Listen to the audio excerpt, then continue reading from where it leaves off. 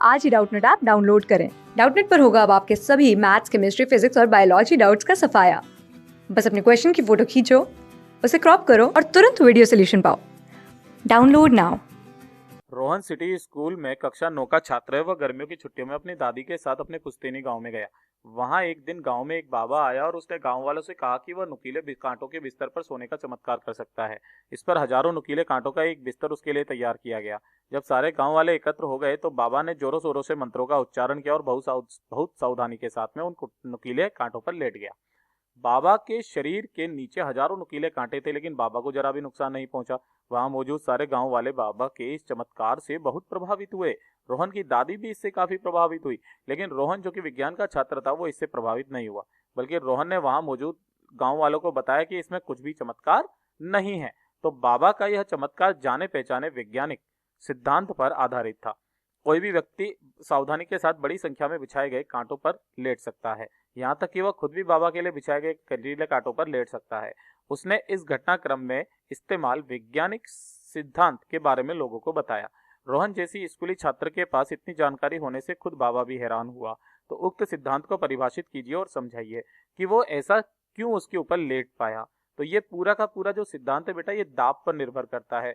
दाब बराबर क्या होता है? P बराबर F/A, है ना। अगर ए कांटों का लगाया गया बिस्तर नीचे की तरफ में बहुत सारे कांटे थे तो संपर्क क्षेत्रफल बढ़ गया, जिसकी वजह से दाब कम हो गया। और दाब कम हो गया तो प्रत्येक कील पर आने वाला जो बल था वो क्या हो गया बेटा? बढ़ गया, क्योंकि बहुत सारी कीलें थी, जिसकी वजह से उसको कोई भी चोट नहीं पहुंची जब बल ही उसके ऊपर लगने वाला कम हो गया। तो इस वाली जो था इसको हम लोग दाब कहते हैं बेटा। अब अगर मैं दाब के बारे में बताऊं तो दाब क्या होता है बेटा? एकांक क्षेत्रफल पर एकांक क्षेत्रफल पर लगने वाला अभिलंबवत, है ना, अभिलंबवत बल क्या कहलाता है बेटा? दाब कहलाता है। दाब कहलाता है, जो कि हमने अभी अभी आपको सूत्र भी बताया, ये वाला सूत्र होता है। ठीक है, अब यहां पर क्या होता है और इसको समझाइए। तो ध्यान से देखिएगा, फर्स्ट पॉइंट के अंदर मैं आपको बात बताऊं कि यदि देखिए यहां पर जो बल था वो क्या है बेटा? हमारे पास में वो नियत है।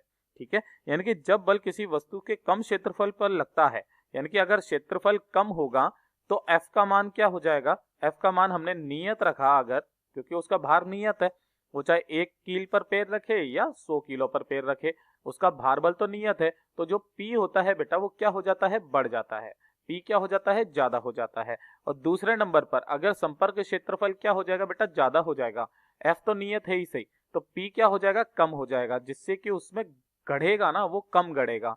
तो इसकी वजह से ही वो जब उस पर लेटा तो संपर्क क्षेत्रफल उसने क्या कर लिया? बढ़ा लिया था।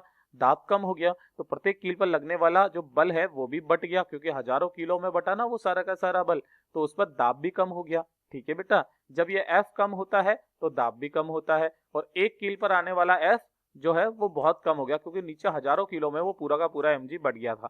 या फिर अगर मैं पूरे के पूरे mg के लिए बात करूं तो संपर्क क्षेत्रफल बढ़ गया था, जिसकी वजह से दाब क्या हो गया था बेटा? कम हो गया था। तो यही इसका उत्तर होगा। धन्यवाद। क्लास 6 से 12 से लेके नीट, IIT, जेईई मेंस और एडवांस के लेवल तक 10 मिलियन से ज्यादा स्टूडेंट्स का भरोसा। आज ही डाउनलोड करें डाउटनेट ऐप या व्हाट्सएप कीजिए अपने डाउट्स 8400 400 400 पर।